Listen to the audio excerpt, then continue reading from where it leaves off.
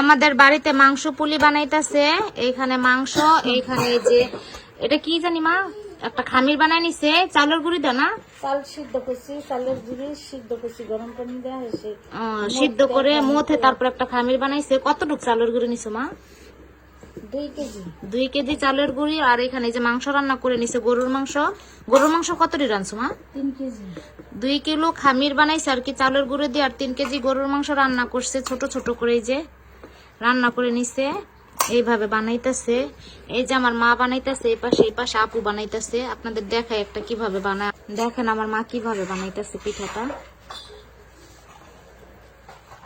পরিমাণ মতো ভিতরে মাংস ভরে তারপরে এটাকে এভাবে করে বানাবে। তারপরে এটাকে তেলে ভাজবে। এদিকে আনো মা, একটু সামনে আনো।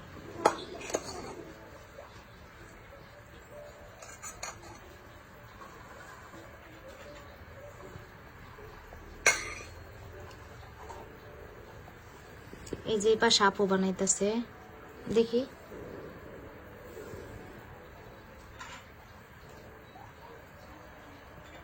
এই পিঠাটা রাইসা আর ইন্তু অনেক পছন্দ করে খেতে, আর ওদের দুইজনের জন্য বিশেষ করে বানানো হইতাছে।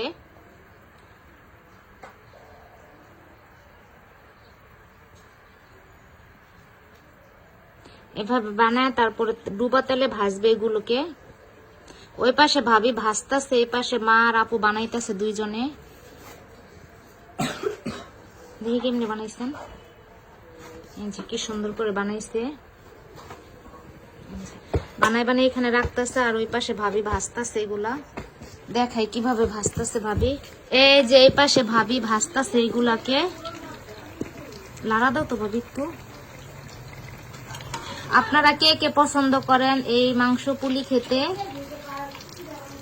আর আমাদের বাড়িতে কম বেশি সবাই অনেক পছন্দ করে, বিশেষ করে ইন্তু আর রাইসা বেশি পছন্দ করে।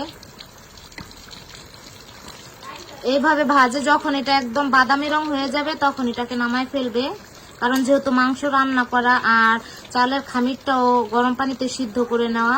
এতক্ষণ তো দেখলেন আমার আপু বানাইতেছে, আমার মা বানাইতেছে। এখন আমি একটা বানায় ট্রাই করে দেখি তাদের মতো পারি কিনা। আগে একটা গোল বাটির মতো বানাইনি, তারপর আবার আসতেছি। আমার আপুরটার মাঠটা অনেক সুন্দর হয়েছে, যদিও আমি তাদের মতো বানাতে পারবো না, তারপর একটু ট্রাই করে দেখি তাদের মতো হয় কিনা। এইভাবে দিয়ে এইভাবে তো এভাবে আগে মুখটা বন্ধ করতে হবে,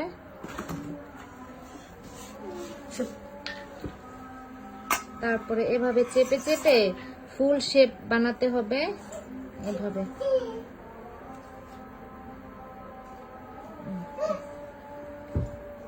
যদিও তাদের মতো এত সুন্দর হয় নাই, বাট আহামরি কিন্তু অনেক খারাপও হয় নাই।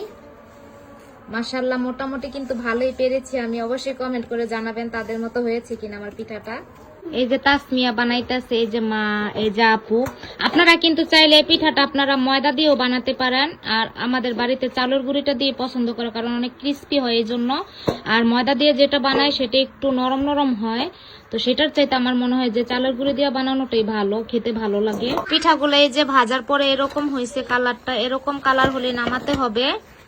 এই যে কেমন শব্দ হইতেছে দেখেন মা, গরম কিন্তু। এই যে